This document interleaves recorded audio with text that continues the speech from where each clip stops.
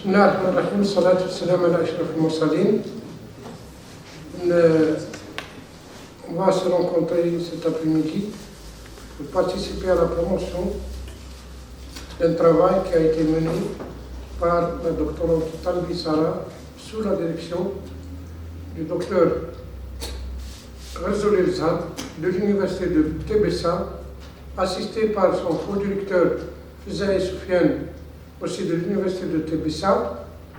Donc, devant un jury composé essentiellement par le professeur, notre éminent professeur Haddad Mohamed Sherif de l'université l'Arbi Ben Mehdi Oumoulbouaghi, et aussi de l'examinateur local, professeur Razri Youssef de l'université 8 mai 1945 de Guelma, et du docteur Sharaitia Mohamed aussi du département d'architecture de l'université 8 mai 1945 de Guelma.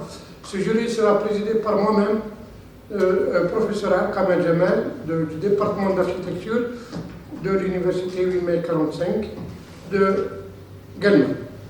Donc, ce travail a été mené pour l'obtention du diplôme de doctorat LMD en architecture.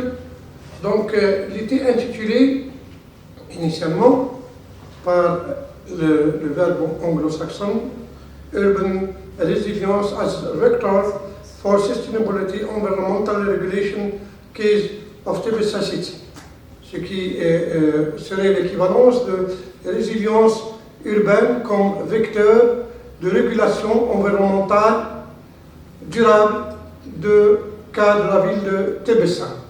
Donc ce travail a été mené dans le cadre de la formation doctorale qui était initiée à l'université de Guelma dans le département d'architecture Paris-May par le laboratoire de génie civil et d'hydraulique de l'université de Guelma. Donc ceci donne le droit à la doctorante de présenter son travail publiquement après avoir pu publier un article dans une revue de renommée établie catégorie B. Donc ceci lui donne le droit de présenter son travail après avoir semé un ensemble de points qui dépasse 180 points selon la réglementation en rigueur dans la formation doctorale. Donc sans tarder, je vais donner la parole à Madame Talbi Sara en tant qu'impétrante de nous présenter l'essentiel de son sujet, et après cette présentation, la présentation sera suivie par une lecture scientifique sous un autre angle par les différents membres de jury, après une plaidoirie qui sera présentée par le directeur de thèse et son co-directeur. Donc à vous la parole, Madame Santardi.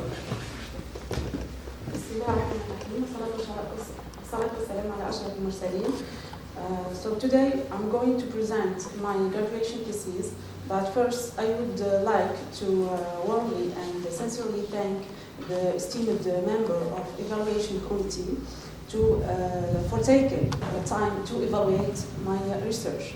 So this research is under the title of Urban Resilience as a Vector for Sustainable Environmental Regulation. The case of study is Tébessa City. So, as we know, in each research, we start with the general background and problematic. As we know, our planet is facing many dangers in this recent decade, and caused by the changing climates. And the flood risk have one of these hazards that are facing our cities.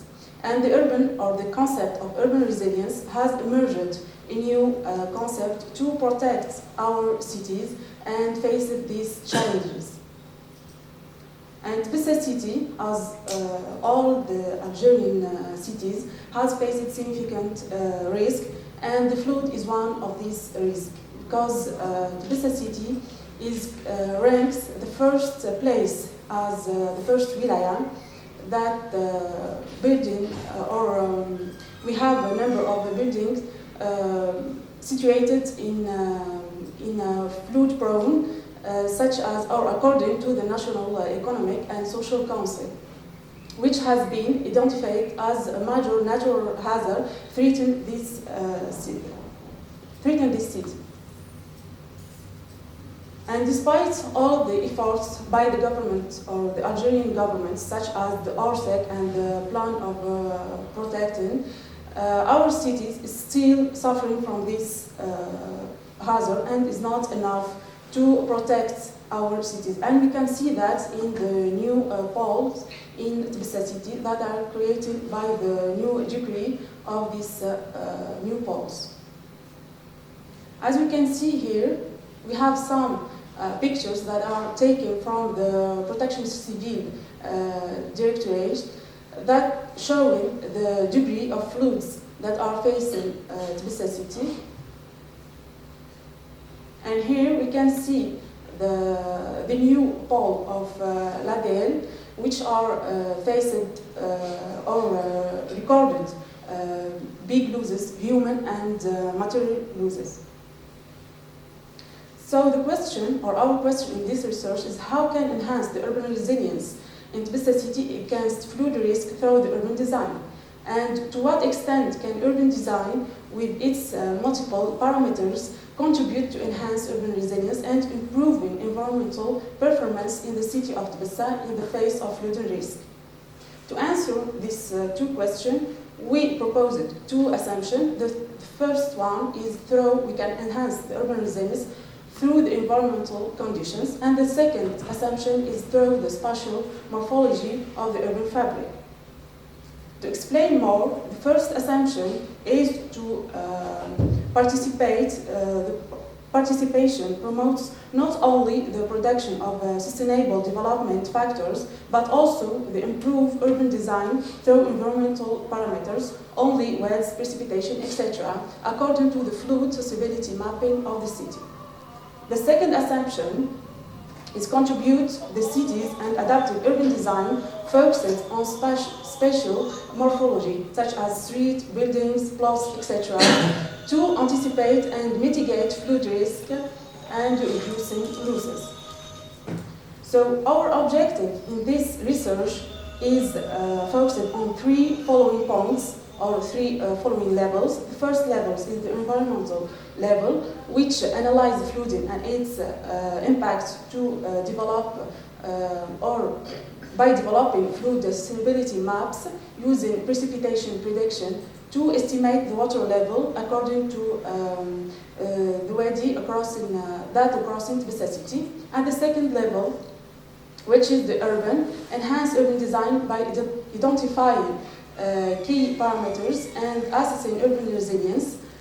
The third objective is the architectural level, find a contribution and reflection on how to adapt and reduce flood risk and losses in order to ensure the ecological comfort of construction.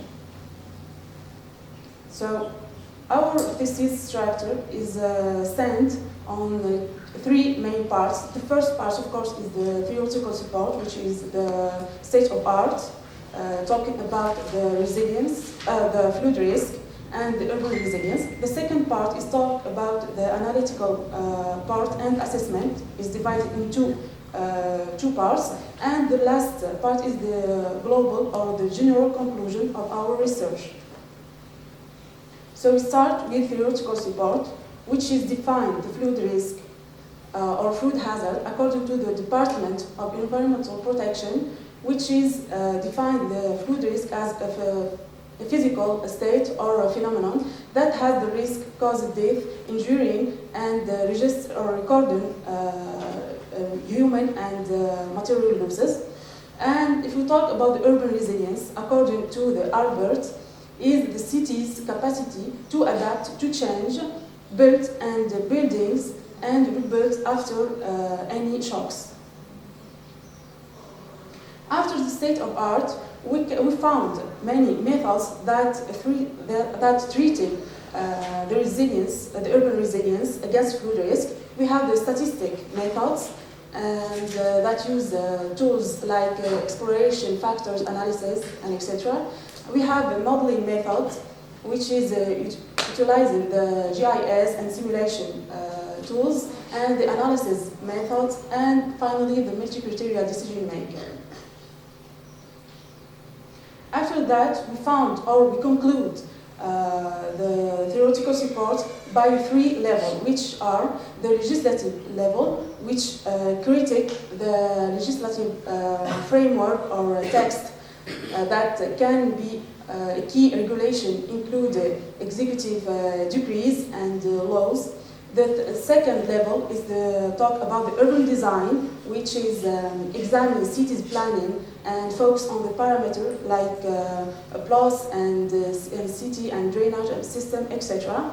The third level is the natural level, which is stand on the studies environmental factors such as the soil, precipitation, etc. According to this, we took the urban design level as a topic that talking about that we can enhance or optimize the urban resilience through this level, which are stand in three parameters, which is buildings, street, and plots. And we can change this, or the variation of these parameters can change or variable by the five characteristics, which are modularity, redundancy, diversity, connectivity, and the efficiency. According to this, the multi-scale interaction we took, or in the analytic part, we find that we should touch the urban environmental, which talk about the historical fluid data, and the second part is the ecological climatology, which search about the relation with the weather and our wages of the level, the hydrographic networks. And the third one is the built environment, which talks about the land use change over the time.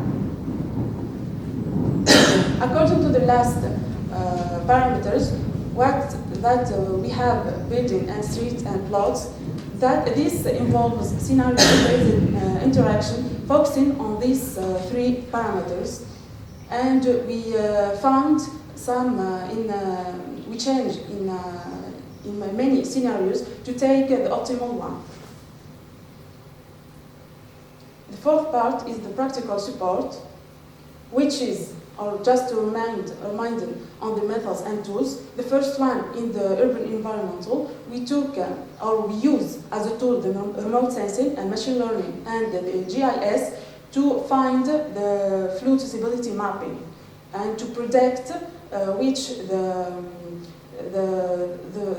prone or the fluid prone that are exposed to this phenomenon. The second, the ecological climatology, we use remote sensing and machine learning also and GIS to see what the relationship between the precipitation and the water level in the wedges that crossing the urban perimeter of the city of Tbilisi.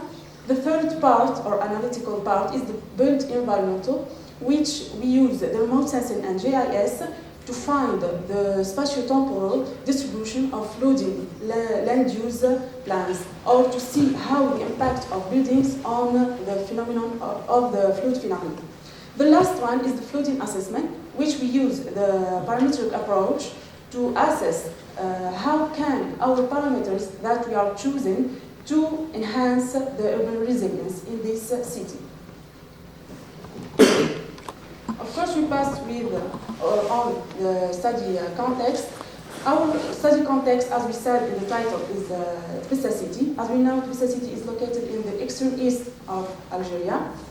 And the urban, as we can see in the master plan development of Tbilisi, we can see in a red line is the urban perimeter of Tbilisi, and in a purple line we can find the hydrographic or the wedges that crossing the urban perimeter of the city, which are named like Wad Al-Anbas, Wad Sigi, Rafana, Wad Nagas, Wad Zarour, Wad Gnadr Sud, and Wad Shabrouk. And as we talked in the first, we took only a part to assess or to apply how we can enhance the urban resilience in Tbilisi city, just to see, this is a new poll, which name is 9A, to see how we can enhance this, the urban resilience through the urban design. So in the practical part, we start with the flooding analysis. Of course, this is the illustrator of the methodological flow chart. We start with the flood factors we extracted by the last research of Dr. Ali Hajla, that he extracted the hydrographic factor, topographic, climatic factor, and the human, just to see or as a database for geospatial. After that, we used machine learning with the help of 3 algorithms, such as XGBoost and random forest and nearest neighborhood, to extract the flood stability mapping of Tbisa city. Of course, we start this analytic by the recording or the information that we taken from a protection civil, to see where, as you can see in red, is the intensive flooding and remarkable geographical extent, and we search with using or in parallel with remote sensing to take some pictures to see in blue task the flooding that happened at that time in 2018 and 2022.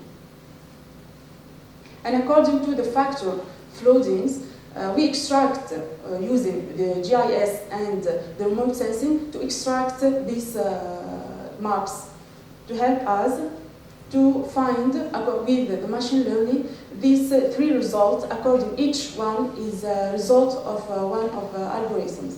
The A map is the algorithm of XGBoost, the B is the random forest, and the C is the nearest neighborhood model.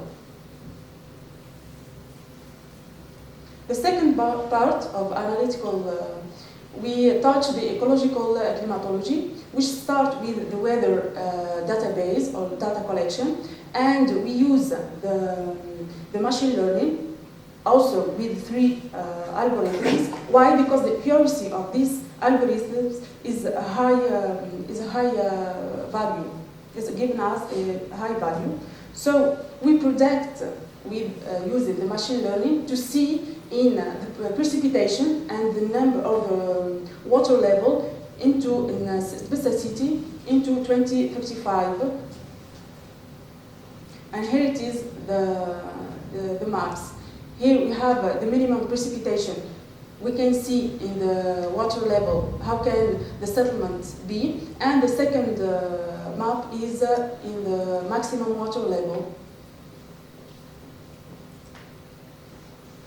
The third part, of course, in the analytical part, which is the built environment, which is start with satellite images, which is use the remote sensing and the GIS to extract the land use change map and analyzing them.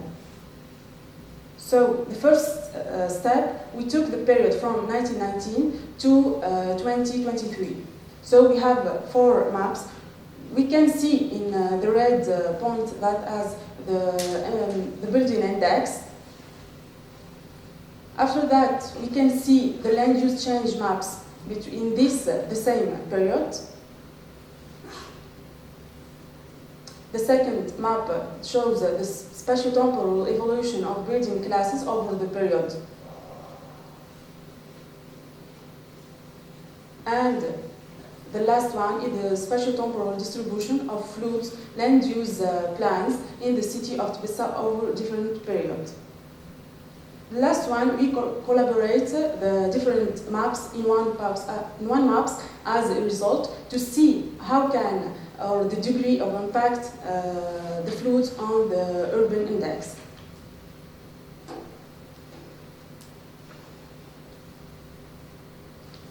And here we can see the flooding assessment. So the flooding assessment, we use the parameter approach, which is stand on 3 parameters, which are the buildings, plots, and streets.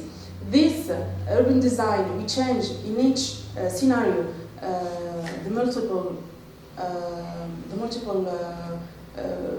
layouts, and we testing them in Grasshopper to see the degree of impact. Of course, we took only a part, which is the pole number 9A, to see how we can apply this, the urban design to enhance the urban resilience. As we said, the urban design parameters stand on building, plots, and street, and it's variable from the 5 characteristics, which is modularity, redundancy, diversity, efficiency, and connectivity. So if you took this, and according to the state of art of this shots, in such parameter, we have theoretical talk about how we can enhance in streets, and for example, in modularity, we have the street that it can help to enhance it, and in redundancy, we can see the plots and streets. In diversity also, we determine the building sustainable according to the block size, and the plot is determined by the plot size with respect to the roadway and the street also. And we can find in the efficiency is talk about the plots and streets. The last one, connectivity, is talk about the buildings and streets. So we apply this theoretical on the maps of land use plan, which is we took the catchment area to simulate the fluids on our land to see how can the fluids can affect our urban fabrics. And the second simulation, we took the fluid on development land according to the URBACO, because they did that as a plan, land use plan approved by the DRIAC of Tbilisi.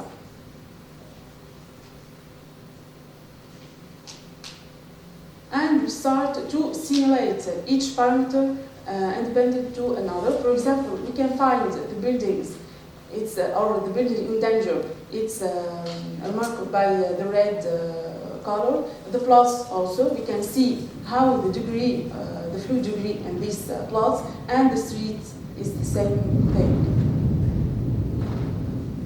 So the variable of the next scenarios, it's talk about, for example, the modularity is talking about the division of a street. The redundancy is talk about the plot, redundancy plot according to a regular square grid. And on the level of street is talk about the local matchedness.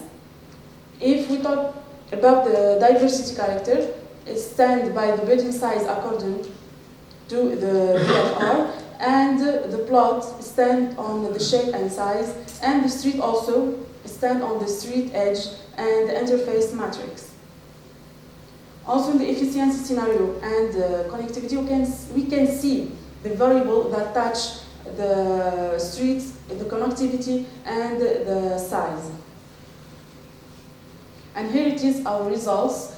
In each scenario or in each result, we can find in the end of each map the degree of fluid impact designed by or show it in a graph that shows the degree of impact.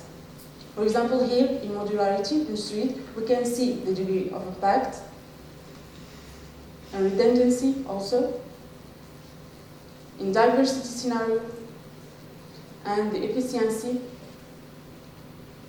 and the connectivity. So after all of these scenarios, we took the optimal scenario to discuss on it. Here it is, we can find the degree is a high degree in the level of building and plots and street. So in the discussion part, we can see that the streets or the buildings, the size of buildings, it's help to reduce the impact. Also, the plots, it can be, they were deemed to be the best possibility to resilience urban architecture against the danger of floods by the dimension of these plots, and also the distribution of these plots. And the last one is the urban design in the streets that shows that the connectivity of these roads can help to reduce the flood impact. In the last, we conclude our research or thesis aimed to enhance urban resilience against food risk hazard in Tbilisi city by developing design recommendation routes in a deep understanding of design principle and the integration of existing frameworks tolerated to locate extent. So we can see that the GIS can help us to find or to predict the flood prone in our cities, to detect which are the dangerous places, and the parametric modeling can help us to assess the urban resilience against flood risk, illustrating how urban design factors impact the urban fabric. And the simulation results can justify flood damage assessment and inform urban planning strategies for flood-prone area. And the last point is urban resilience can be evaluated using 5 system-level characteristics by the modularity, efficiency, connectivity, redundancy, and connectivity. This feature will studied independently and influencing the urban resilience of our city.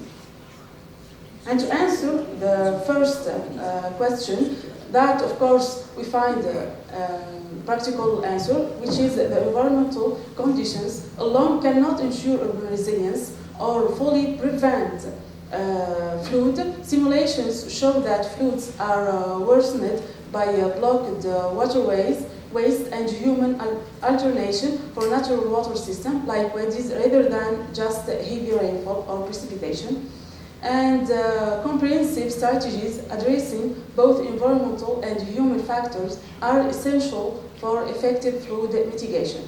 And the second answer is the urban design plays a key role in reducing floods risk through its interaction with building, streets and plots.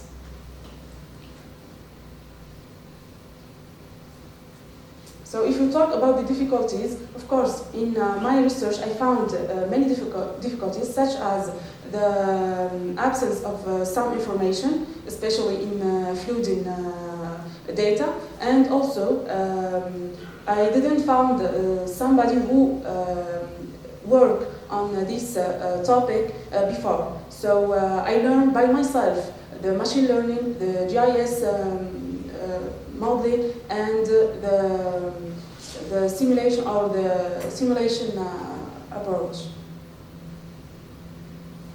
And if we talk about the research limitation, of course, we found regarding to the assessment of urban resilience through urban design parameters, it is worth noting that the 5 urban design patterns were addressed separately in this study, and their impact was not assessed in a connected manner. So we can, in the next research, we can find connectivity between these parameters. And if we talk about the development perspective, we can apply this research on other hazards such as earthquake and the fire, etc. And thank you for your attention.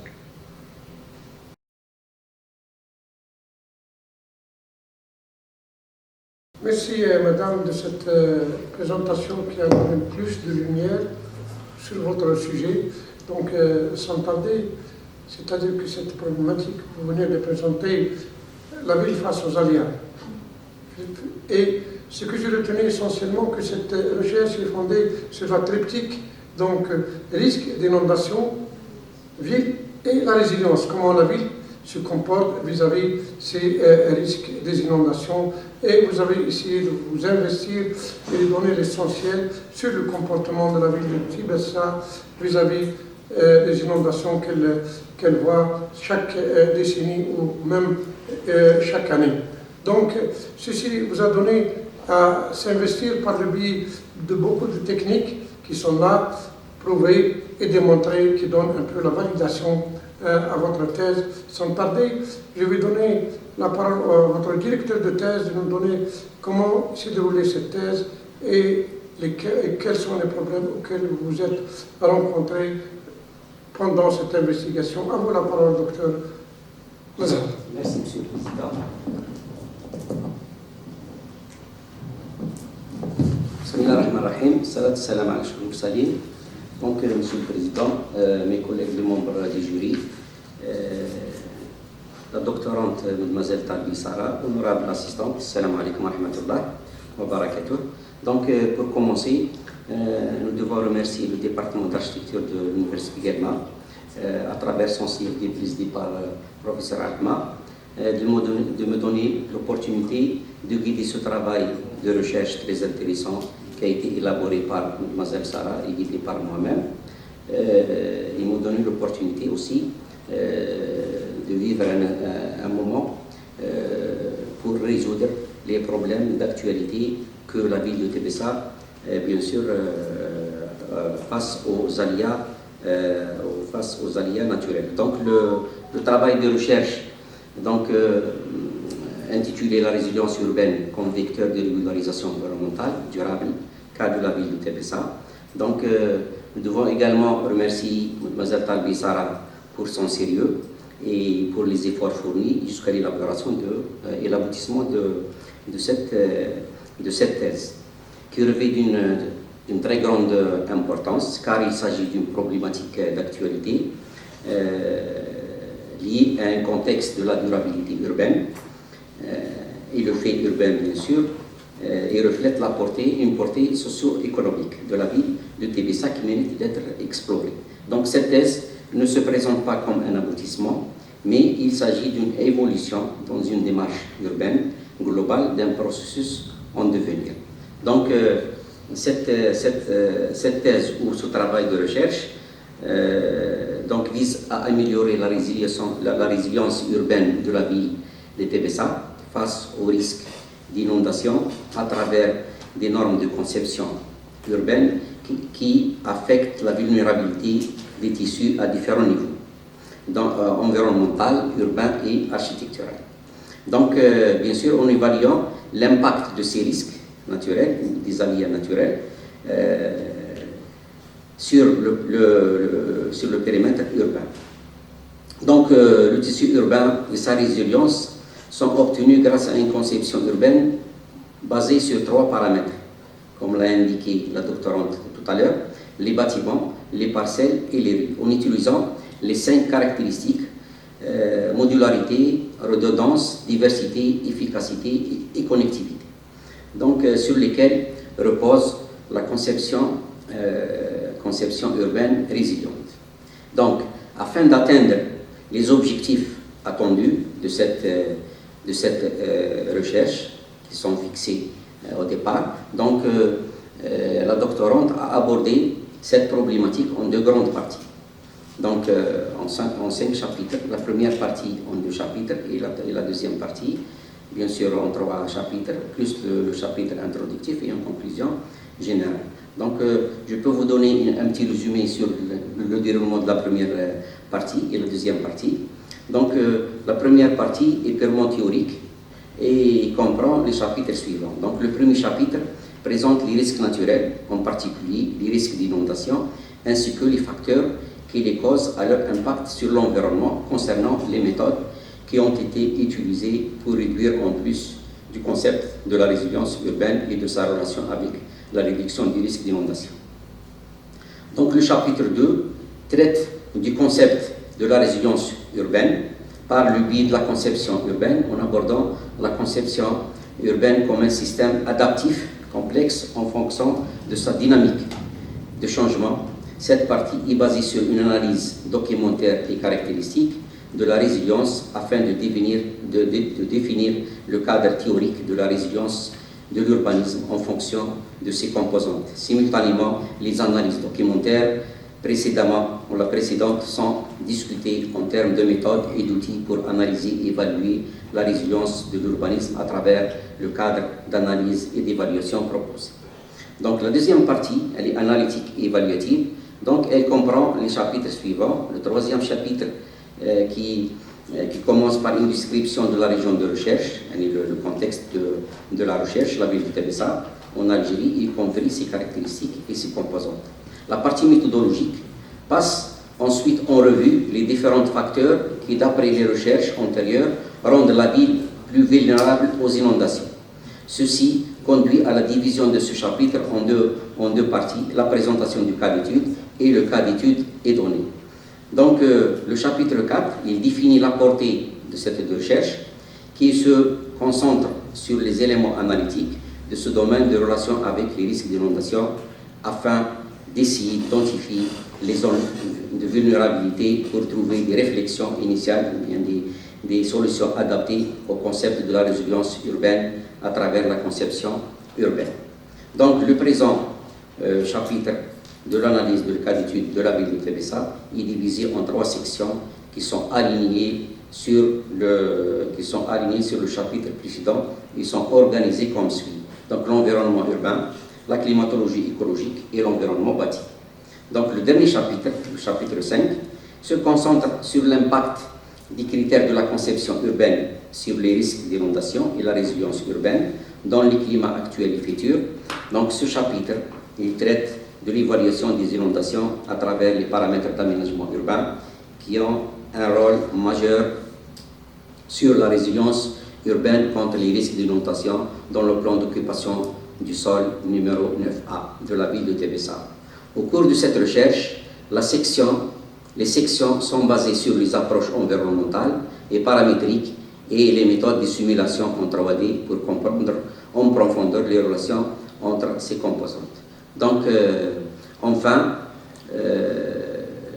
bien sûr, pour arriver à un ensemble de recommandations appropriées et convaincantes pour améliorer la résilience urbaine face aux risques d'inondation dans les périmètres urbains grâce à la conception urbaine. Ce travail se termine par une conclusion générale qui résume toutes les étapes de la recherche. Donc,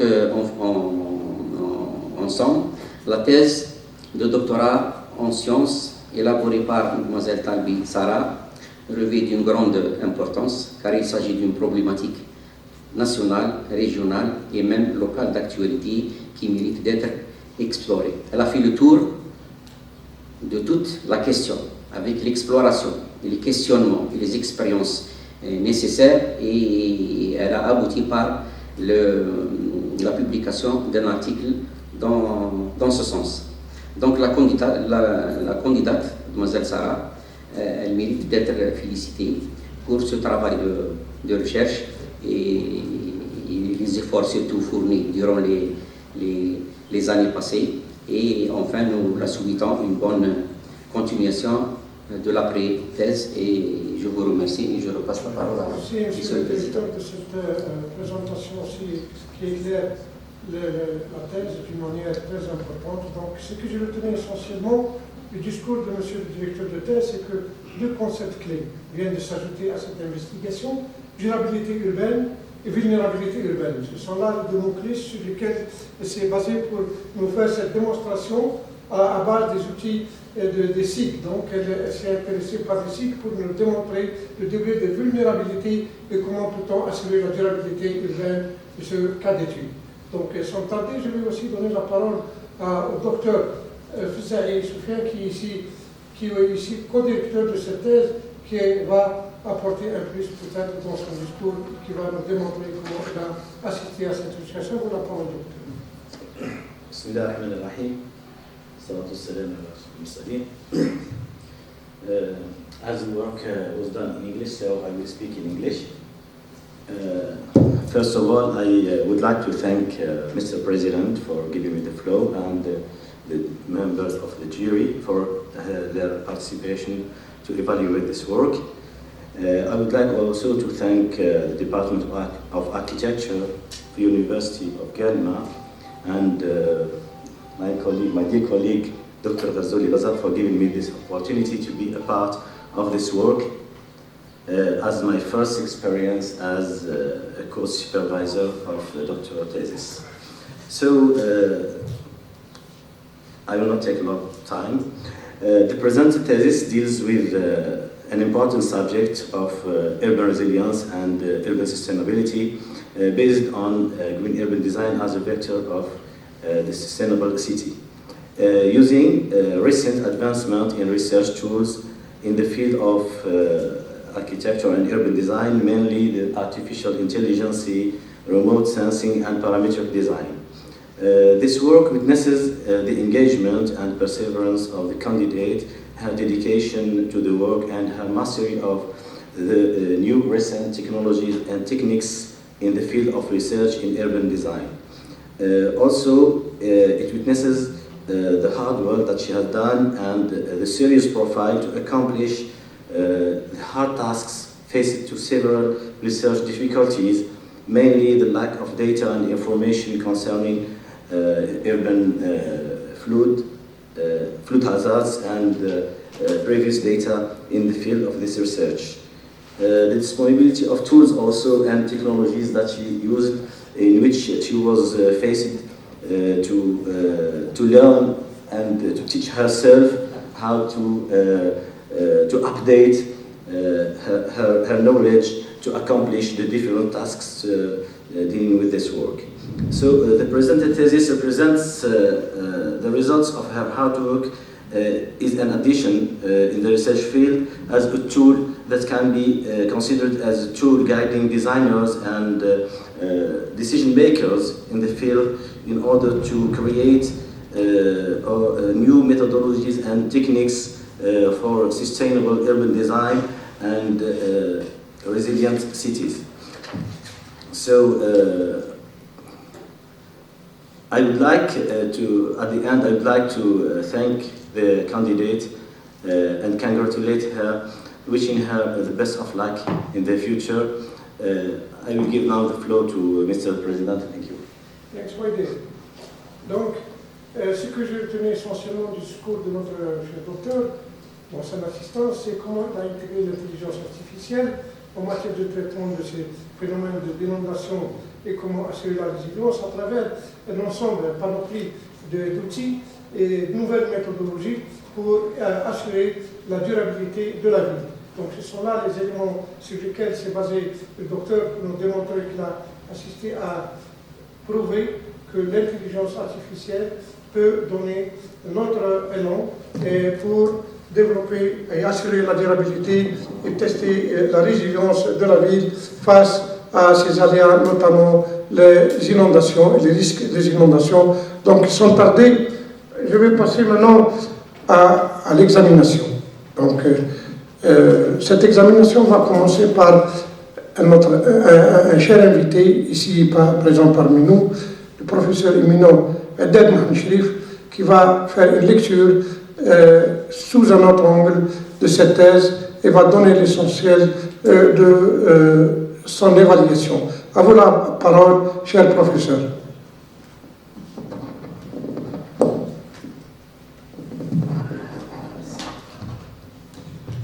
Bismillah ar-Rahman ar-Rahim. Thank you, Mr. the President. As Dr. Fisai said, the thesis is in English. I'm going to speak in English, right? So I'll try, of course. I'll try. First of all, before I start, I'd like to thank the President and the Department of Architecture in your university for this invitation. Okay, so I would like also to thank Mrs. Talbi for her work. I know it was very tough work. Now, you have been working very hard. The results are here, just to evaluate them. Okay, according to the recommendation of our ministry, we have to read the Appendix 5 from the statement of the problem to the end of the conclusion, right? Okay. So the title is Urban Resilience. Urban Resilience as a vector for sustainable environment regulation case of the best city. I'd like to correct your English. Flood is not flood, it's flat in English. So the right pronunciation is flat, not flood. Right, because it's a very important concept in your work, so I have to correct it. The pronunciation is not right. So the statement of the problem, so urban resilience of flood risk, have become more pressing than ever. The resilience has significant impact on the evolution of flood risk management strategy of the past decade. Moreover, resilience is underpinned by a new paradigm for managing risk.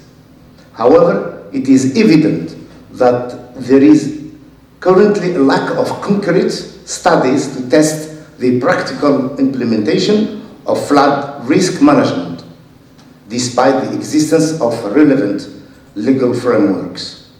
In essence, resilience is conceived as a system's ability to continue functioning in the face of various hazards.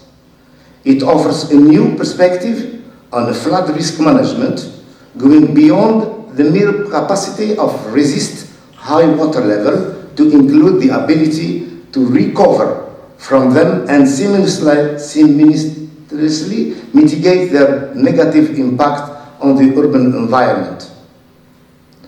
Today, when addressing the issue of urban crisis, one must not only consider the material and functional aspects, but also the impact of flood risk on the urban fabric and the safety of people.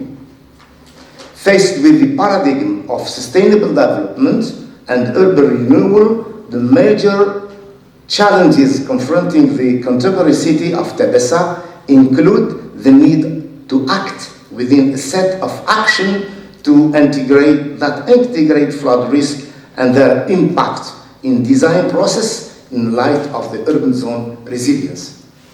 With this in mind,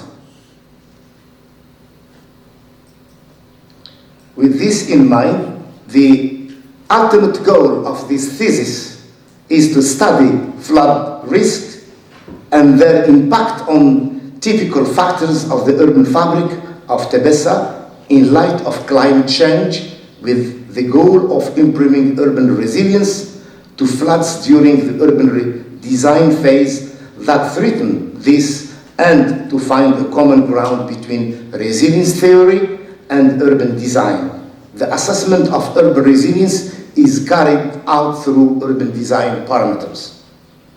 To achieve these objectives, considering the analysis of the impact of flood risk on the urban fabric, this research ambition is to develop risk maps using GIS tools. This involves first forecasting future precipitation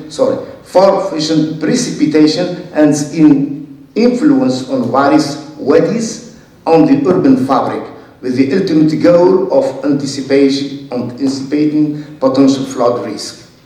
Thus, the entire thesis is summarized by the central question, highlighting the urgency of how urban strategy can reconcile urban sprawl, the flood risk, and the security of the inhabitant. So, reconcile urban sprawl, flood risk, and security of the inhabitant. L'étalement urbain, la crise des inondations et la sécurité. The research work undertaken by the candidate is pressing relevance with the social and economic utility in the context of the crisis facing the city of Tebessa, which has recently received special attention from the decision makers regarding urban policy to the significant significant increase in its population. This thesis aims to understand the multi-dimensions challenges of flood risk and to explore the complexity of reconciling modernization imperatives with the preservation of the existing built environment through strategies that enhance its resilience and therefore the well-being of the inhabitant. The issue raised by the candidate aligns directly with the concern of both citizens and public authorities. Regarding the methodology, the ongoing research focuses on understanding flood risk management through the lens of urban resilience. It aims to explore how resilience-based strategies are being applied and their effectiveness in mitigating flood impacts in the context of Tebessa city, and again, how to enhance the urban resilience against flood risk through the urban design parameters. A key component of the study involves conducting a quantitative analysis to gather empirical data. The finding may contribute to bridging the gap between theoretical frameworks and practical implementation, enhancing future resilience planning.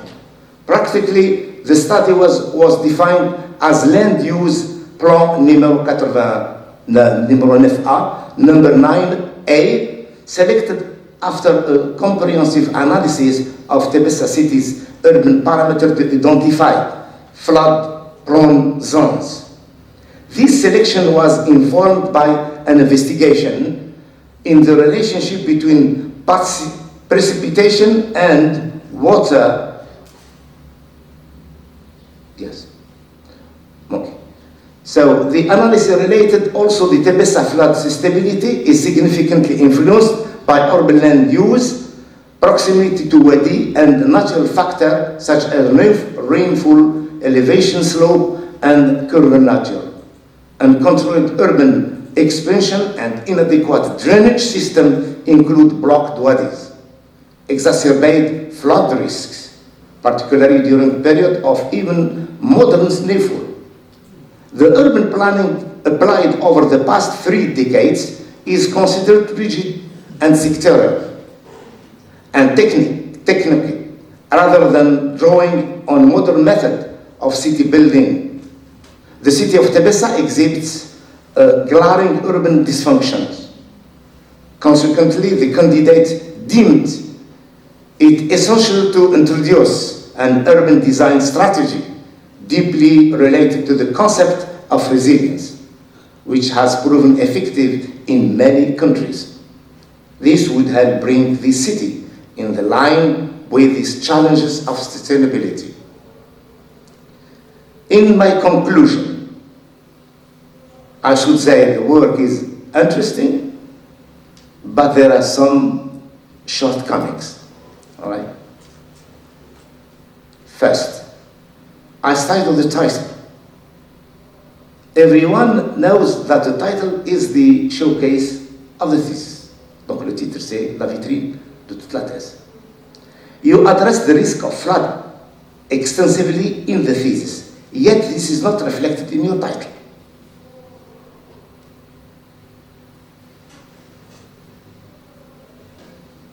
Donc vous avez abordé longuement cette question de risque des inondations, mais cela n'apparaît pas dans votre titre. Sustainable environment regulation and participation are not included in the keywords. And keywords are the legend of the thesis, if we consider the thesis is a map. Right? Sustainable environment regulation, la participation ne figure pas dans les mots-clés, et les mots-clés sont la légende de la thèse. Et c'est considéré que la thèse c'est une carte. In page 31, it would be better to use hypothesis instead of assumption pour utiliser l'hypothèse que la supposition. Because to use assumption or hypothesis depends on whether the statement is a fundamental belief or tested prediction that requires investigation. So this is the hypothesis needs investigation, whereas the assumption does not need investigation. So this is why it is important to use hypothesis instead of assumption.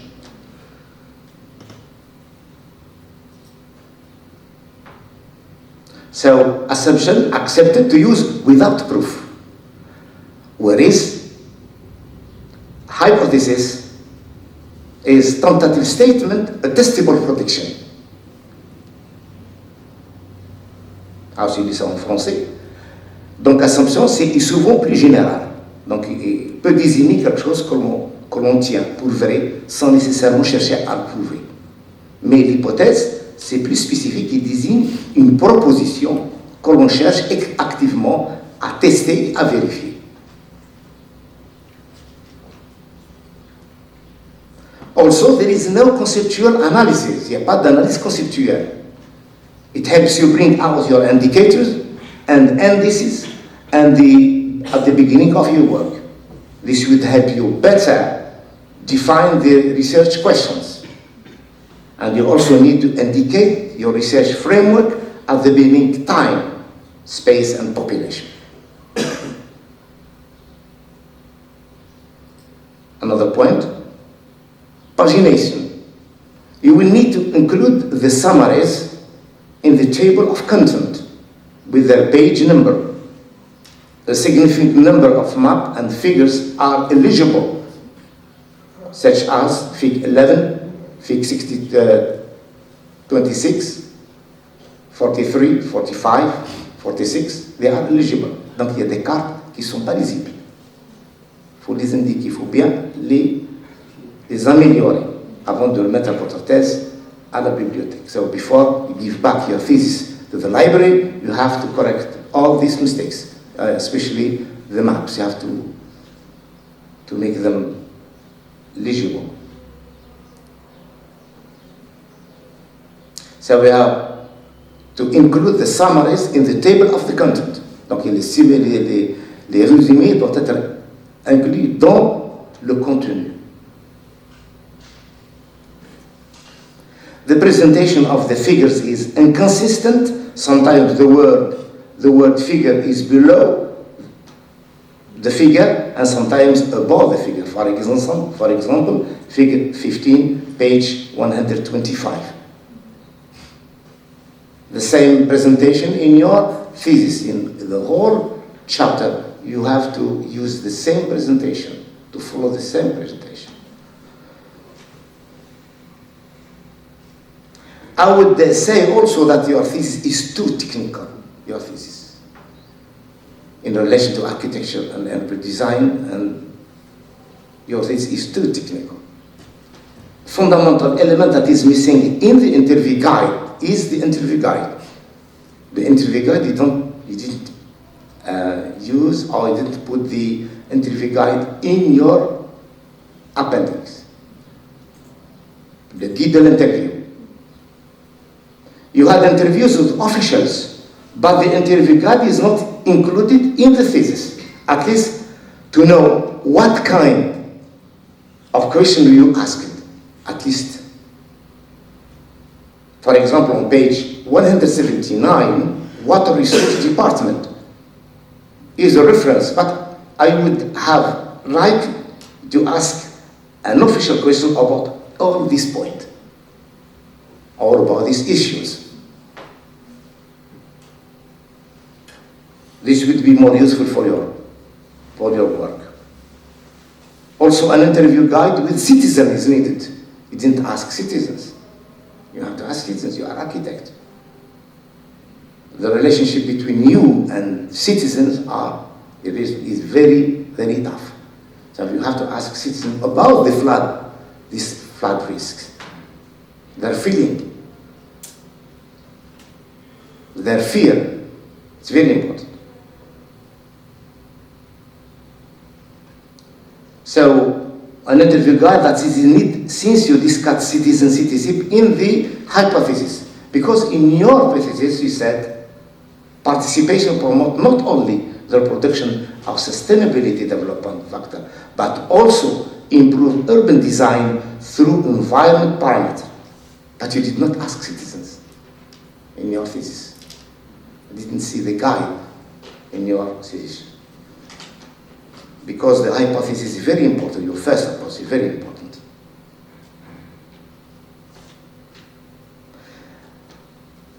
The last point I'd like to talk about is regarding the references. I believe that it might be better to separate the bibliography from the webography is better. for better clarity and smoother readings. So I conclude in the conclusion, despite all these remarks and comments, I can say that your work remains interesting and well crafted. It would help local authorities to better understand the problem of flood risk so that they can make the right decisions in the interest of the population of the city of Tébessa. I finished, Mr. President, and thank you very much. Thanks, Professor. Espérons que la doctorante a saisi l'essentiel du discours de notre cher professeur qui est en plein dans le mille. Donc, je commence par ce que j'ai retenu, un élément très important, ce que je vais citer, ce qui est un élément, une variable dépendante intéressante qui ne soit pas dans votre titre de thèse, qui est le freeze, inondation, qui n'est pas dans le... Donc, et la thèse, elle tourne essentiellement autour de ce phénomène, et on ne la lit pas dans le... Donc, ce qui lit votre thèse, il y a la résilience comme un vecteur de durabilité. Mais face à quoi cette résilience? Ce qui vient de sortir le professeur, c'est face au risque d'inondation qui le parent pauvre dans son total. Donc, cela est très important. Une lecture pointue. Je remercie le professeur sur cette observation. Il a aussi essayé de faire sortir qu'il y a d'autres maladies qui touchent, ou d'autres maux qui touchent la ville, notamment, comme il a cédé, comme il a dit, notamment l'étalement urbain, l'insécurité urbaine. Ce sont là aussi des phénomènes qu'il faut aussi les prendre en charge en matière d'analyse de la durabilité de la ville. Il a essayé de faire sortir beaucoup d'éléments. J'essaie de sortir sur un élément très important, sur ce que vous venez de démontrer, c'est beaucoup plus qu'il est recouvert de technicité, que nous sommes des architectes designers. Où est le rôle du designer ici et sa vision? La question qui pose. Parce que nous sommes face à des solutions techniques, mais la solution innovante qui vient de l'observation du designer, que ce soit urbaniste ou architecte, qui sont aussi dans votre investigation. Et je reprends aussi un élément très important dans son discours, qu'il a essayé de nous dire que cette thèse devrait avoir aussi des résultats d'orientation herbatecturale, c'est-à-dire que urbain et architectural vont faire face à ces inondations. Comment les architectes et les urbanistes doivent trouver des solutions pour protéger cette ville de ce problème d'inondation ou rehausser sa résilience. Il a essayé aussi de faire des études très importantes sur la forme de sa thèse avant de la glisser dans la bibliothèque officielle et qui va être lue par tout le monde sur les 4 coins du monde, notamment la bibliographie. Notamment, il a cité un élément très important qui sont aussi la monnaie de base de votre thèse, c'est les mots-clés. Il y a des éléments absents, comme il a cité, et je le cite encore, qui ne sont pas présents dans votre clé, dans vos mots-clés. Donc je reviens un peu rapidement sur ce qu'il vient de dire, séparer entre la bibliographie et la webographie, parce que nous savons bien que l'humanité a connu 3 révolutions dans son histoire. La première histoire, c'est l'écriture comptable de cette révolution urbaine, et puis la révolution industrielle qui nous a donné la bibliographie, une forme statique, et puis cette 3e révolution, c'est la révolution de la numérique, qui va nous donner une autre manière de référencier cette webographie, parce que la connaissance, elle devient dynamique. C'est-à-dire qu'il y a des techniques de faire la webographie, notamment l'heure et le jour de consultation d'informations. Donc il faut, comme il vient de dire, il faut séparer ces 2 choses-là, et séparer entre bibliographie et webographie. C'est très important, ce qui vient de nous présenter le professeur. Je vous remercie encore une autre fois sur cette lecture pertinente, et sans tarder, je vais donner la parole à notre aussi cher professeur Lazari Youssef, qui va présenter son intervention. Je crois bien que ça serait en français. En français, oui.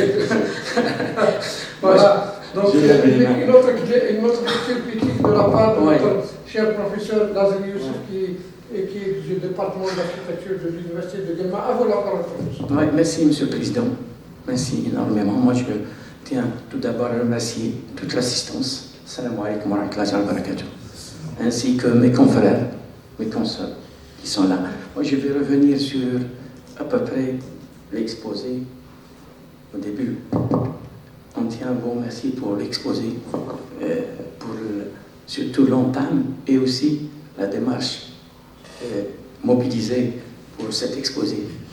On a su bien se dire, voir la démarche et tout concernant ça. Moi, je vais revenir et je vous remercie pour je dirais, la connaissance, le partage de connaissances et la connaissance, je dirais, exploratrice concernant ce thème de recherche. Énormément, je tiens à vous remercier aussi encore une fois concernant le travail de cette recherche doctorale, où on était les premières séances des journées doctorales. Et je dirais aujourd'hui, la soutenance, c'est un grand écart. Et on voit à peu près les efforts, un grand saut, on voit à peu près les efforts par rapport aux premières journées doctorales et la seconde année, où on était presque... Oui, mais c'est grâce à tous les membres de l'école doctorale ainsi qu'aux experts, vos encadreurs et tout le monde. Oui, c'est important de le dire, de le signaler, parce que c'est important. Moi, je vais revenir maintenant sur ce travail qui était, je dirais, une grande compilation de connaissances et d'emprunts théoriques, expérimentales aussi. C'est important de le souligner. Mais je reviens sur des problèmes, surtout de fond, de forme et de fond. La forme Lula qui nous est dressée, la preuve, professeur Haddad a soulevé, ainsi que professeur Jamal Arma, le titre, qui montre en rien l'essence même de votre recherche. Si jamais on lit le document de la bibliothèque avec cet intitulé, on risquerait d'avoir, c'est-à-dire, se perdre énormément, trop vague. Est-ce qu'on est fait la gestion? Est-ce qu'on est fait des phénomènes naturels? C'est quoi, juste? C'est juste. Et là, on a dit, ça c'est je dirais, une des lacunes du chercheur. Il faudrait qu'il fasse attention aux concepts utilisés pour mobiliser sa recherche. Moi, je reviens sur le résumé. Si je lis à peu près le résumé, quelque part, au niveau du début du résumé, là, en français, la résilience urbaine et les risques d'inondation. Dès le départ, vous annoncez résilience urbaine et risque des inondations. Et on a dit maintes fois que l'intitulé doit sortir des mots-clés concernant votre thème de recherche. Je reviens aussi aux mots-clés en bas du résumé. Je n'ai pas quelque part. Résilience urbaine, risque d'inondation. Ce qui est absent, fait l'intitulé. Qu'il faut corriger vite, c'est-à-dire vraiment ajouter face au risque des inondations. Sans ça, on se perd. Et le lecteur peut se perdre. Oui, faites un travail, par exemple, qui s'axe sur les crues et les inondations face le phénomène de résilience urbaine face à ce risque. On ne retrouve pas l'intitulé. Donc, on peut ne pas lire votre contenu du manuscrit et qui pose problème énormément. Donc, faites attention à ça. Les mots-clés, c'est eux qui presque façonnent et coudrent l'intitulé. Moi, je vais revenir sur d'autres formes aussi concernant la forme. Et votre toujours manuscrit, c'est à éviter aussi. Moi, je vous dis, c'est à éviter. C'est pas conventionnel, ni académique. On sait que ce document, ce manuscrit, il vous appartient. C'est pas la peine de dresser en bas de page, Thèse Miss Sarah Talbi. On ne va pas vous le voler en le lisant. Donc il faut ôter ça. C'est pas académique. On a dit, la méthodologie, ne pas toucher au fond formel du manuscrit. Il faudrait qu'il reste un manuscrit selon, je dirais, des recommandations académiques. C'est une norme à respecter. ne pas inventer. Ça se fait pas, faire un document comme un document. Je reviendrai sur d'autres aussi, pourquoi je m'attaque à la forme. Tout d'abord, parce que c'est important, la forme du document qui va être remis à la bibliothèque. C'est important. Je vois aussi quelque part, dans votre exposé, vous avez parlé de certaines, ça c'est des référents propres spécifiques à votre recherche. Chaque chercheur a une boîte noire personnelle. Cette boîte noire personnelle, elle est caractérisée par quoi? Par, je dirais, des concepts spécifiques, propres à votre recherche. Et normalement, chaque thèse, surtout chez nous, fait les pays du Sud, ou bien les pays, je dirais, le Nord, l'Europe du Nord, il y a des spécificités locales. Il y a des spécificités locales et qui fait que quelque part, un lexique est important pour comprendre. Qu'on était ce document, des Anglais, des Hollandais, mais fameux كلمة واد. Il faut un glossaire, un lexique, un glossaire qui peut à peu près, qui peut les concepts, une traduction des concepts et hyper guidé et recommandé pour votre document. Un awad, je dirais, est expliqué. Parce que les oued, pourquoi la différence entre rivières? Parce que la théorie, quelque part, vous employez énormément de rivières. Parce que c'est l'Europe. Les pays nord-africains ou surtout les pays arabes, on utilise oued, sha'ba. Ça, c'est des emprunts locaux qu'il faut expliquer. Et l'oued, la caractéristique, surtout les localités semi-arides, ou bien arides, ils sont des oued saisonniers.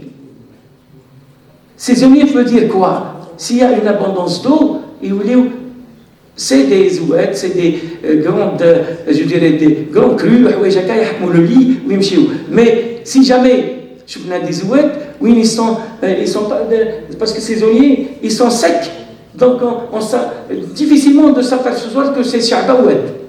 Donc il faut le lexique qui définit tout ça. C'est important dans votre document.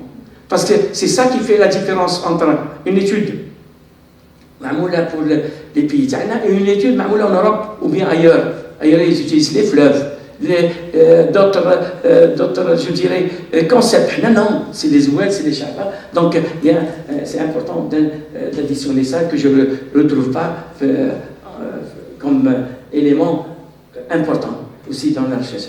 Moi, je reviens sur quelques aussi problèmes de forme. La structure, vous n'êtes pas la seule, tous les doctorants. Il y a quelque chose qui est importante. Méthodologie d'approche et structure de la thèse. La méthodologie d'approche, il définit à peu près quoi? Le contenu des chapitres. Mais on a déjà fait la table des matières, les contenus de chapitres. Il est plus important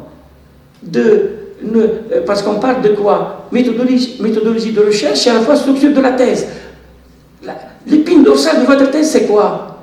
C'est pas le fondamental, comment la table des matières est composée. Non. Elle dit que ça y est, elle est schématisée au niveau de la table des matières. Le plus important, c'est quoi? C'est la méthodologie. Il y a une gaffe à la page 129. Alors, sur la page 129, vous allez voir, au niveau de la page 129, un travail important fait par la chercheuse. Moi, je vais revenir derrière. C'est important. Page 129. Pardon, page 129. La page illustration, case study and proving, aidez-moi là, and proving analysis. Quel est un schéma? Là, c'est quelle page, s'il vous plaît? 129, là? Non?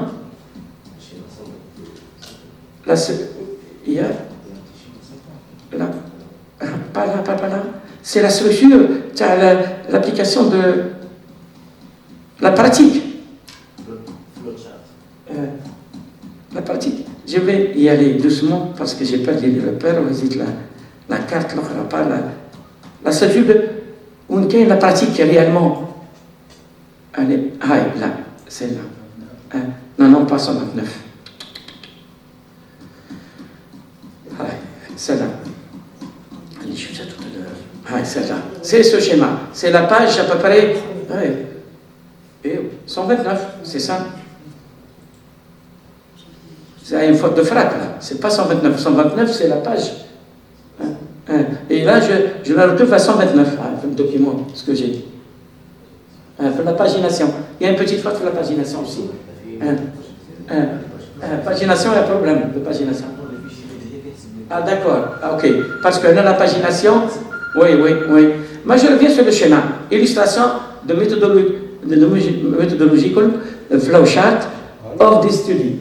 Qui trouve ce schéma, tout ce schéma, c'est important. Pourquoi? C'est tout le schéma méthodologique de votre approche. Vous avez tout ce schéma. Il est important de l'insérer au début de la structure de la thèse. C'est important parce que au niveau de la structure de la thèse, on ne vous demande pas le détail des chapitres. On vous demande votre méthode spécifique par rapport à ce thème de recherche. Et c'est ça le plus important. C'est ça le plus important qu'il faut le dresser au niveau de la structure de la thèse et méthodologie et expliquez-nous sommairement toute cette approche parce qu'il y a des liens, des liens, des connexions, des interconnexions, des connexions entre composantes et composantes. Comment ça se passe? Comment vous avez procédé? C'est le plus important.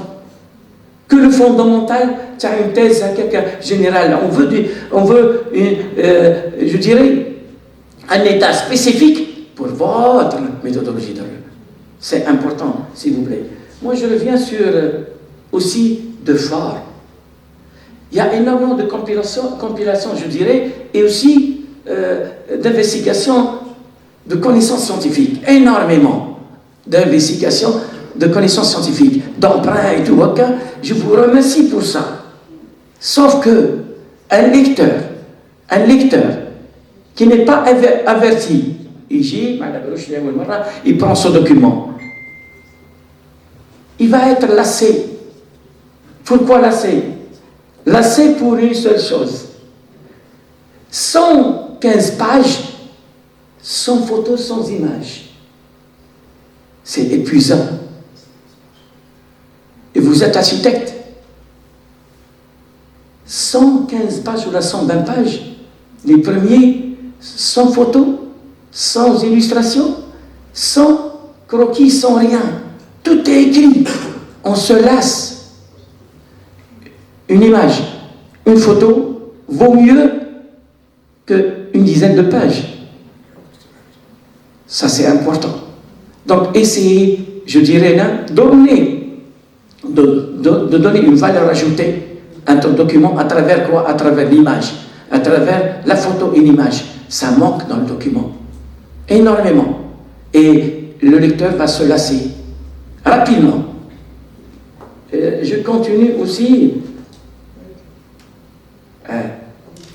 Page 43. La page 43. La page 43, je reviens à la page 43, s'il vous plaît. La page 43, s'il vous plaît. Ouais. Si je reviens à la page 43, je trouve par exemple, Alberti et toutes les références à côté. Maintenant, la définition de la résilience, c'est important aussi. Ça, c'est votre travail personnel. Suite à un travail personnel que vous avez, à travers vos lectures, pris quelques définitions, quelques auteurs, c'est important, mais il faut préciser de toutes les définitions, les origines, Ninja, À travers quel document scientifique vous avez tiré ces définitions? Je m'écoute votre commentaire personnel. Parce que, qui chouffe le tableau, on est Albert de côté, plus la définition de notre côté, fait un tableau, on va se dire, possible, c'est l'interprétation du doctorant. Ce n'est pas la vraie définition. Mais si je renvoie cette définition, là, je suis en sécurité et ça va être solvable, c'est important de voir ça aussi. Autre chose, au niveau aussi des cartes utilisées, à part que quelques cartes qui sont difficilement lisibles. Il y a une autre chose aussi, si je mets la référence et j'emprunte cette carte dans la douche. Tu pourrais être à la douche. Même si j'ajoute des informations mes informations vont être dans l'écrit, mais ne suis pas utilisé. Par exemple, bdo intercommunal. Dans le sens aide. Donc il y a toujours le même bdo intercommunal. On ne change rien. Ce n'est pas la peine qu'on ajoute auteur. Même traitement, moi, à ne pas dire traitement. Parce qu'on est les services à la douche, il a un utilisation support et traitement. Et traitement auteur veut dire quoi? Que vous avez participé avec eux? Non. C'est la lecture que je peux lire, là. C'est cette lecture. Et auteur, et mon auteur a contribué dans ce travail. Et c'est pas ça. J'irai encore chapitre. Oui. J'irai sur un autre point aussi, toujours de forme, un point de forme, concernant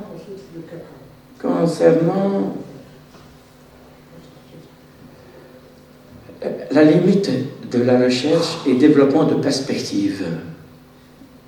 Même côté formel et contenu, ça reste trop réducteur par rapport au contenu, trop réducteur par rapport au contenu et le travail que vous avez fait de la recherche, les perspectives de développement ou la limite de la développement de la perspective ou bien limite de la recherche, normalement, tellement vous avez travaillé tout ce travail, les limites de la recherche, sont encore plus pointues ou plus constituants, ils sont réduits, très réducteurs. Et développement de perspectives, on aimerait bien faire un thésard, doit réfléchir à développer des perspectives louables à la recherche pour des doctorants potentiels. Axe 1, axe 2, axe 3. Il faut ouvrir des pistes de recherche et ne pas juste se résumer à quelques lignes, soit les limites, soit aussi le développement de perspectives. Il faut ouvrir le débat et tout. Je vois que quelque part, vous étiez timide concernant ces deux dimensions. Elles sont pauvres aussi, trop pauvres. Il faut leur donner leur structure, leur consistance, leur donner leur consistance. Et je termine par aussi vous dire que quelque part, j'ai apprécié votre travail, sauf énormément, j'y ai tout à l'heure possible, parce que possible, il a dit ça en anglais, moi je vais revenir sur ça, vous êtes architecte de formation. Quel est l'apport d'un architecte dans tout ça? On me l'a posé la dernière fois. Monsieur le Président me l'a posé.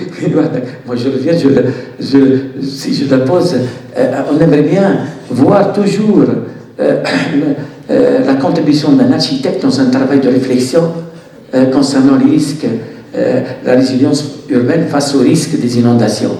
C'est important aussi de voir à peu près qu'un architecte peut contribuer avec juste son profil, sa compétence, il peut contribuer. Donc, mais à quel niveau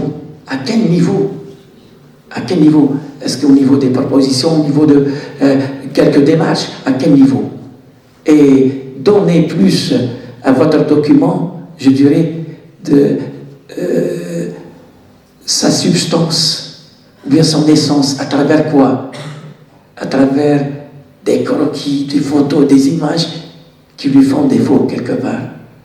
Je vous remercie encore pour la dernière fois pour tout ce travail. Je suis comblé, je suis vraiment satisfait pour votre travail et je rends la parole au Président. Merci, Monsieur le Président. Merci, Monsieur le Professeur, de cette intervention très pertinente.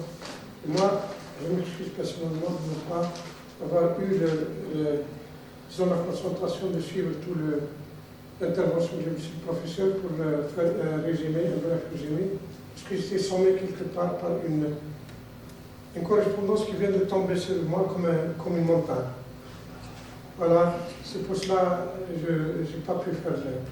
Et je donne la parole à M. le docteur Chaikia de faire sa lecture dans cette thèse. Merci, Monsieur le Président. Oui, enseignant. Le laboratoire enseignant d'expliquer la création de l'atelier.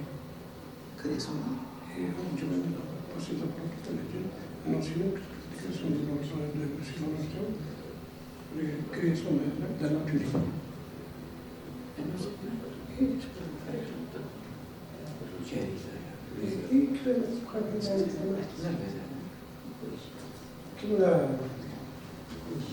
Ah oui, pardon.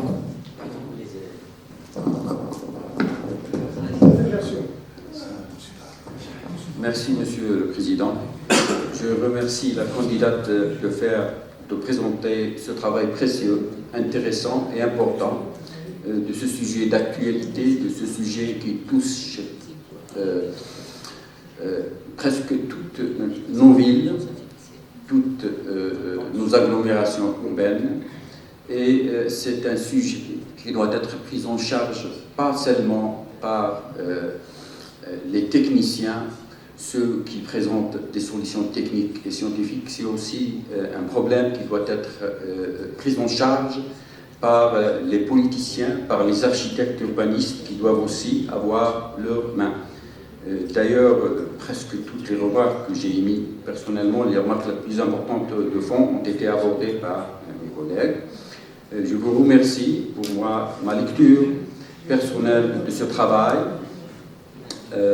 présenté, qui est l'étude des risques d'inondation, l'impact des facteurs physiques sur le tissu urbain dans les changements climatiques, surtout les changements climatiques actuels et futurs dans la ville de Tébessa.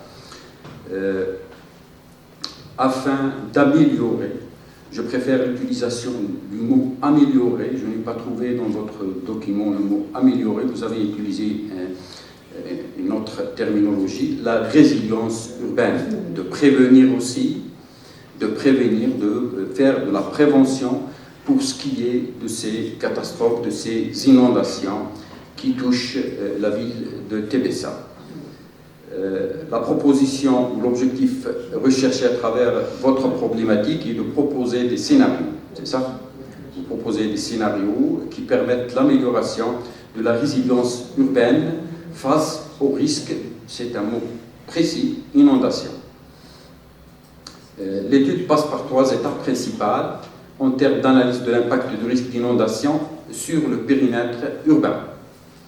La méthode utilisée commence par l'environnement urbain de la ville de Tébessa, puis par la climatologie environnementale, enfin l'étude qui nous intéresse, nous, en tant qu'architectes urbanistes, c'est l'environnement bâti.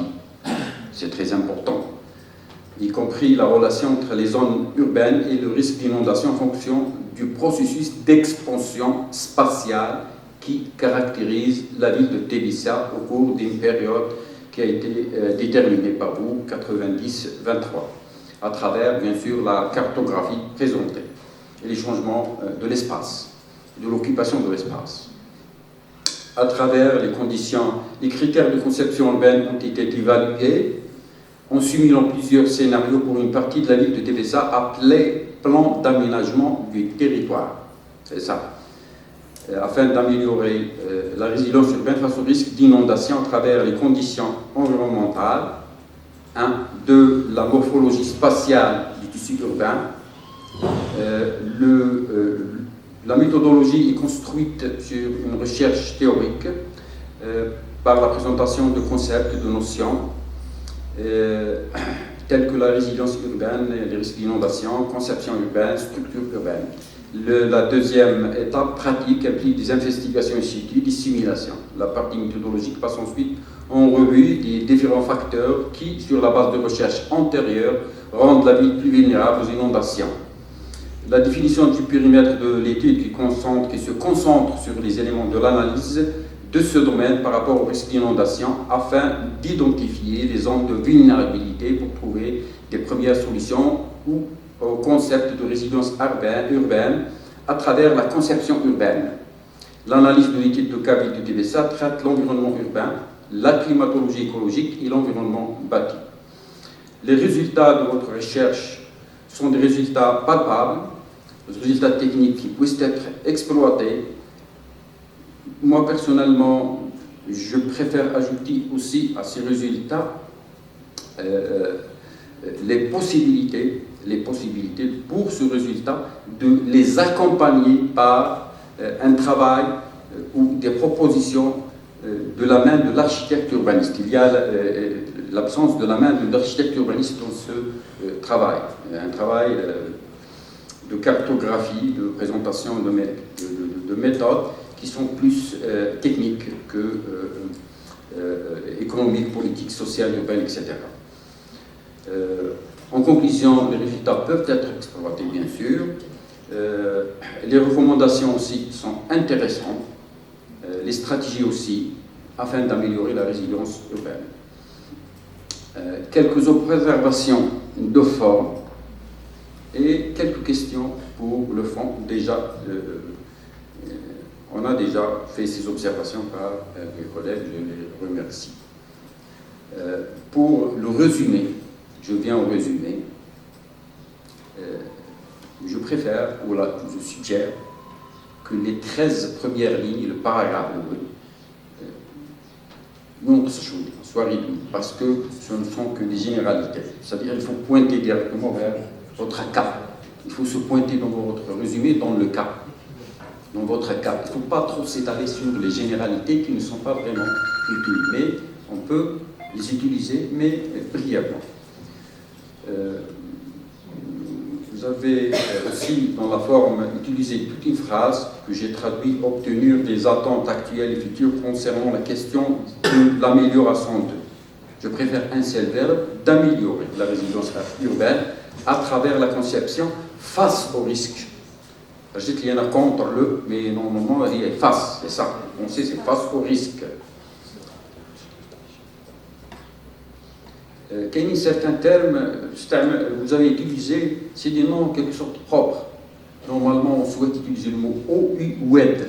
Pourquoi W-A-D-I-S, WEDIS, en anglais? WED, WED, en anglais.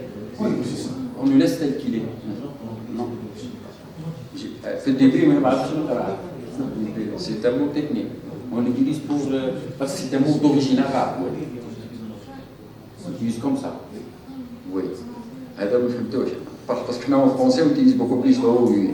Quelle est la terminologie des instruments d'urbanisme? Est-ce que c'est valable de le changer? Tel que le poste, le bdo, l'indiose, tel qu'il est? Non. J'ai eu des difficultés à les lire. La modélisation, vous devrez préciser votre modélisation dans les textes. Avec les outils de modélisation, il faut plus de précision. Mais je la modélisation a été faite par tel logiciel.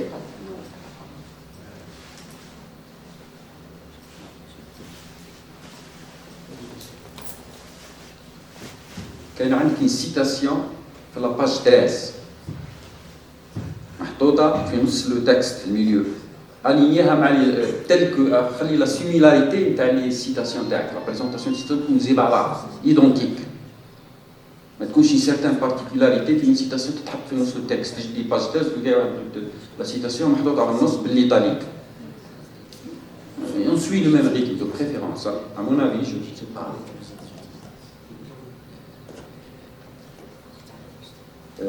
La question concernant les cinq paramètres que vous avez utilisés dans votre comparaison, les HOMA,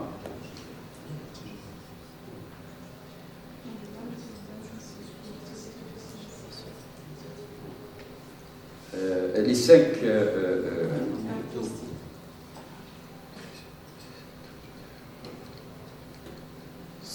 caractéristiques de modularité, redondance, validité, efficacité, connexion.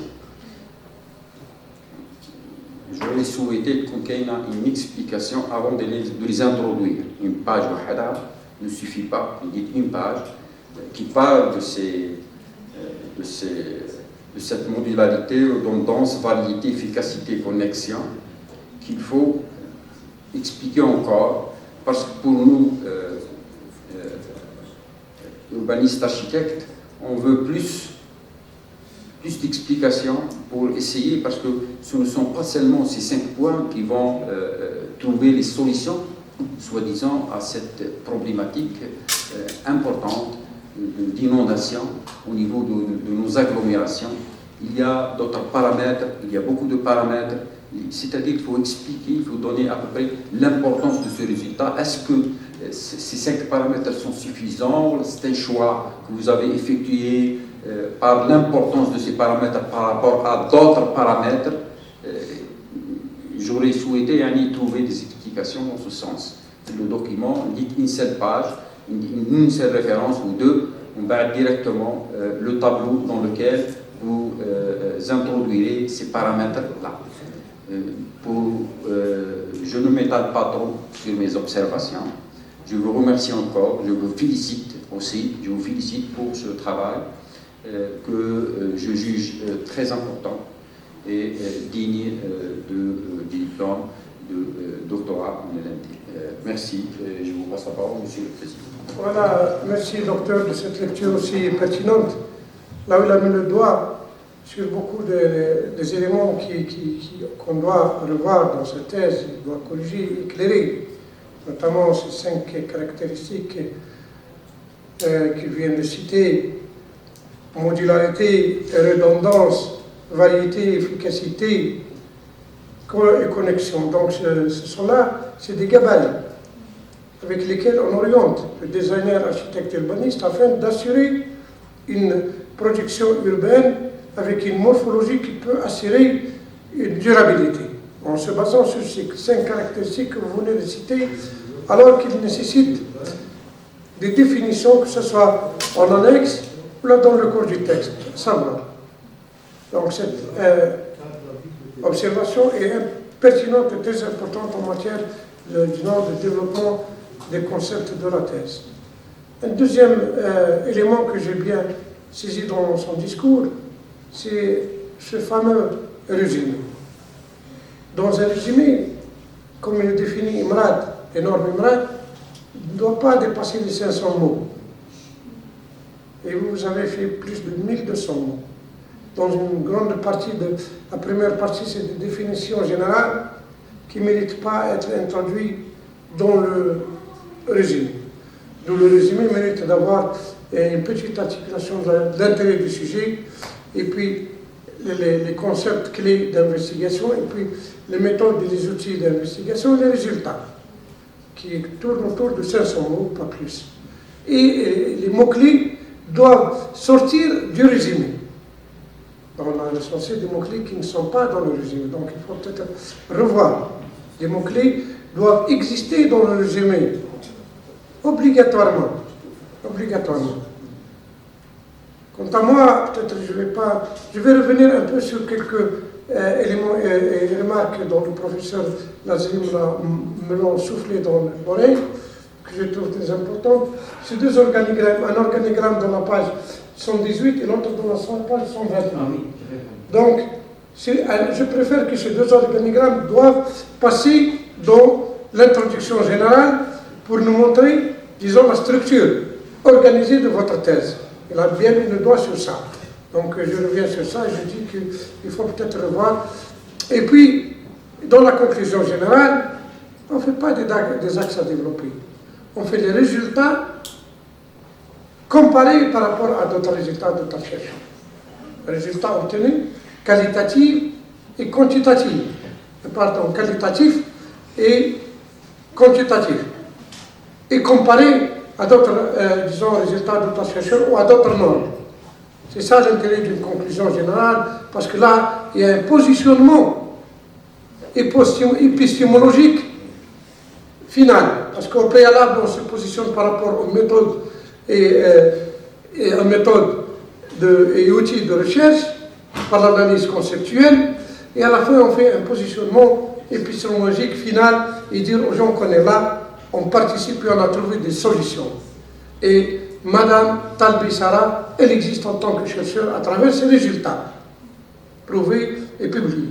Voilà l'intérêt de la conclusion générale et les résultats qualitatifs et quantitatifs, et discuter par rapport à d'autres chercheurs.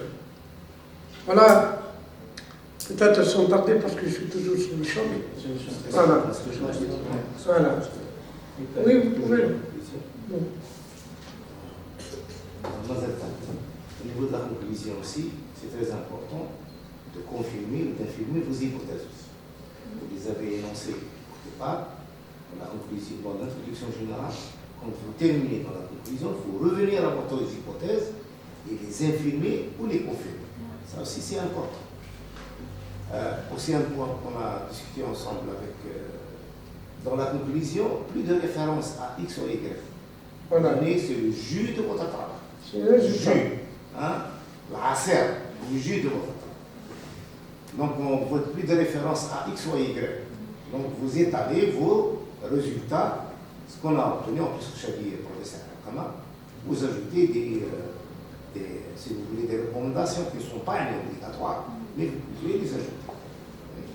Et peut-être que, par rapport à l'architecture, parce que nous sommes des architectes, on peut qu'il y ait des choses qui apparaissent dans votre travail qui me dit que vous êtes architecte. Ce n'est pas un hydraulicien ou quelqu'un qui travaille sur des risques urbains.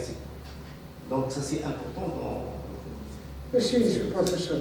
Je reviens sur une chose très importante. Là, on va débattre un peu votre titre. Votre titre.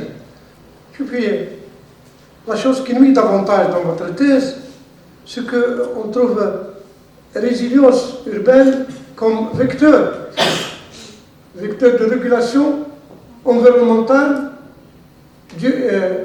durable. Cadre, donc ici, qui lit ce texte, il ne parle pas du tout des inondations. Alors que dans la thèse, dans le chapitre 1, commence directement par feed risque. C'est-à-dire qu'il traite en un premier lieu, c'est-à-dire le premier élément auquel il s'intéresse, aux inondations. Le premier chapitre. Alors qu'ici, on ne le trouve pas. Quelqu'un qui va faire une investigation, revue de la littérature dans la recherche, il va commencer par un peu de la thèse de Mme Talbi-Sarah. Il va dire, je vais chercher un peu des inondations, comme elle a fait hier, ou l'avant-hier. Avant-hier, Mme Elmi, elle a parlé aussi des inondations à ce qu'il a. Mais ça sort dans le titre, et on trouve le premier chapitre qui parle des inondations. Alors pour vous, le premier chapitre, il parle des inondations, alors que dans la thèse, il n'y a plus des inondations.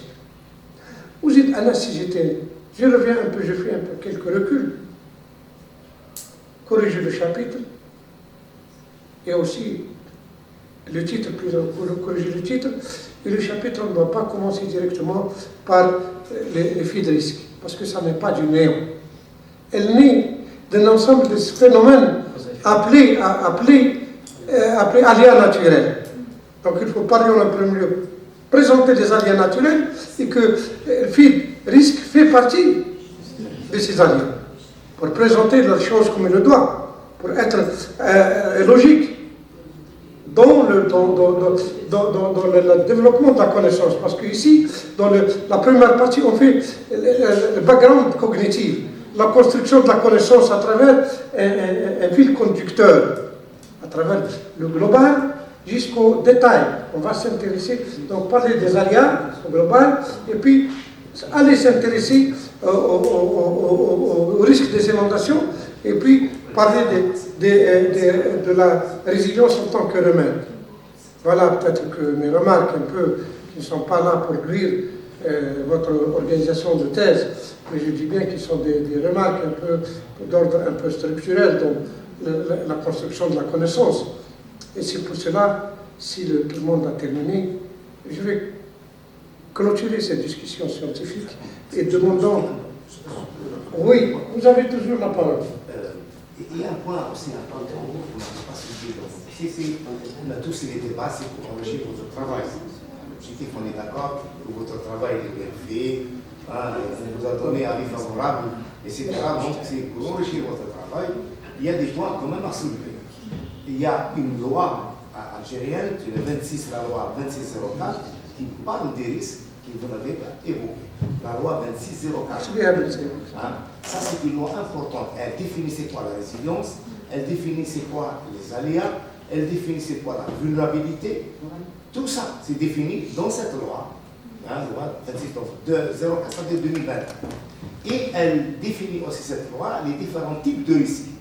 Et il y a aussi des risques d'inondation.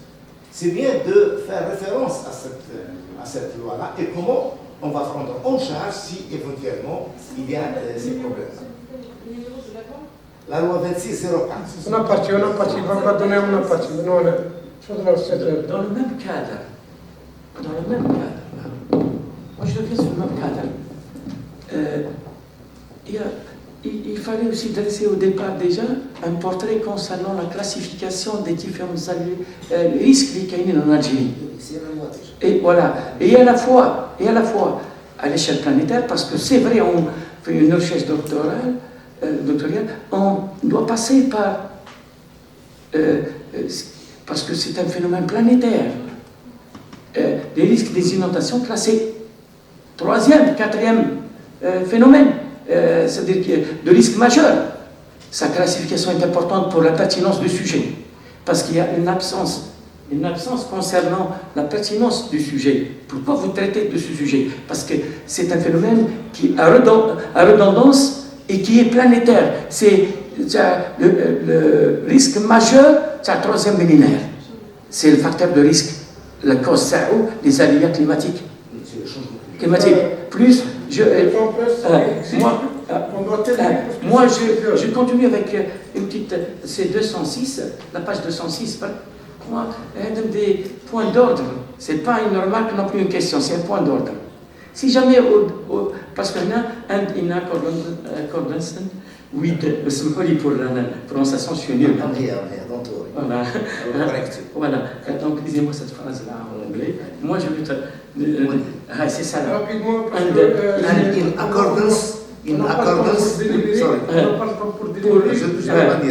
voilà, allez-y, rapidement. Moi, in accordance with the previous study, Talbi and all 2023 provided knowledge of the catchment area, which had an effective role in the simulation process in the Russian risk program, despite the different scenarios presented in the study. Je reviens sur une chose. Si jamais des travaux antérieurs ont été, je dirais, élaborés par vous, là, comme vous êtes l'auteur, c'est pas la peine de le signaler parce que c'est vos travaux et c'est eux qui ont alimenté votre travail de recherche. C'est pas la peine de le signaler. Vous accordez pas une importance à vos connaissances.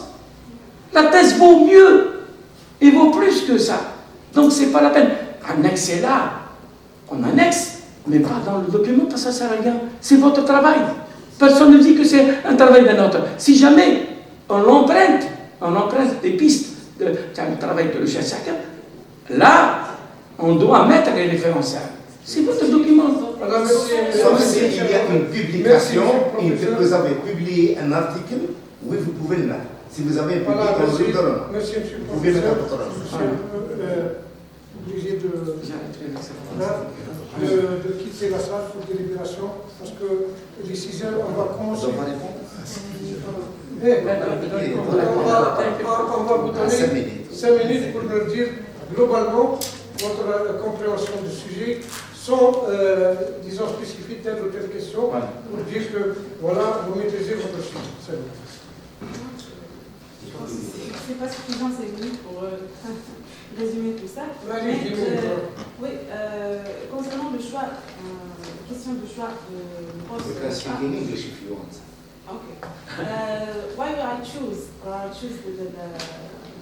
the poll 9A? Because I said in the problematic that we face it in the new poll, which number 03 in Bulhafdi, the same losses, material losses, faced on a flood risk. So the poll 9A is the same thing. It's passed by the same process of the poll number 3. That's why I said that we took it as a case study to assess or to see how we can enhance the urban resilience through the urban design. Because the government now is focused on this poll. And as we know, this poll is made by experts. It's not by somebody who do des constructions illicites. Ce sont des programmes, ministériels, des programmes de logement, les LPA, les LPL, etc. Donc ce pôle il est en cours de la même façon de le poste numéro 3. Mais le poste numéro 3 il est situé dans la commune de Bouhafdi. Ce n'est pas la commune de Tébessa. C'est pour ça que j'ai choisi un pôle dans le cas de la ville de Tébessa. Ce n'est pas dehors. C'est pour ça que je trouve ça. Pour les autres, for the other recommendations and comments, I would thank you for this rich We take them into comments. account. And You take them into account. yeah, of course. That's right. And I will work on it. Inshallah. Thanks, Doctor. We can to get this. Yes. Going to You are another. On va libérer la salle, on va laisser l'audience ici, sinon on va libérer la salle pour délibération.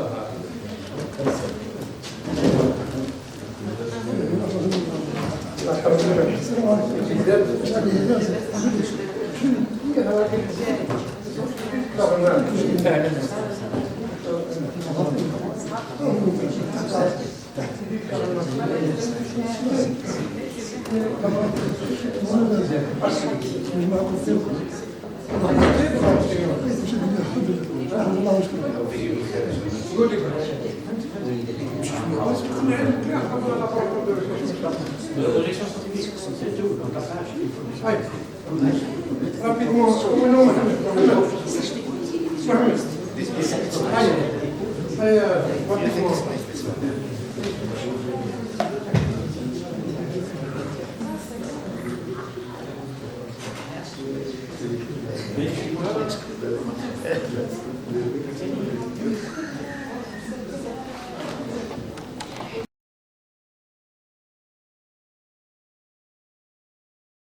Bismillahirrahmanirrahim.